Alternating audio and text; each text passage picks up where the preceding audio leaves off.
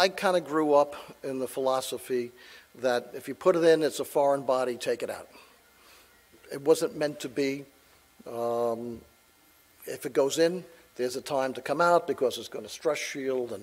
But what's really surprising is, as you go through the literature is the wide diversity of opinion and thought process on this. Think about this in a very logical fashion.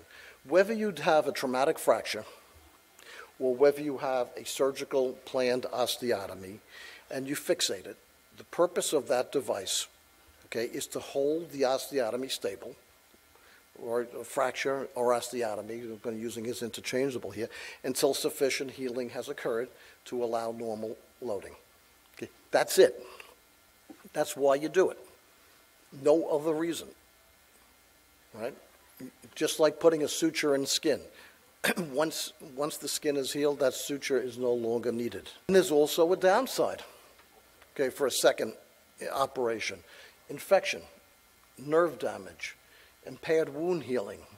All right, sometimes the cure is worse than the disease in this. So, and not to mention the cost associated with implant removal. So there's certainly a downside.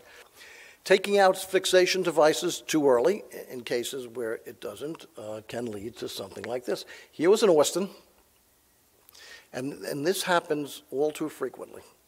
Okay, and Austin ended up with some cellulitis.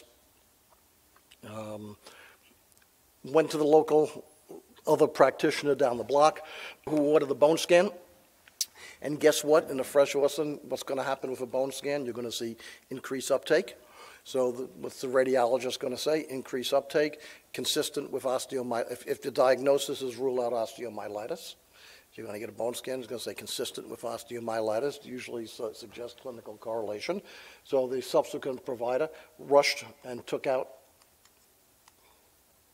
that pin.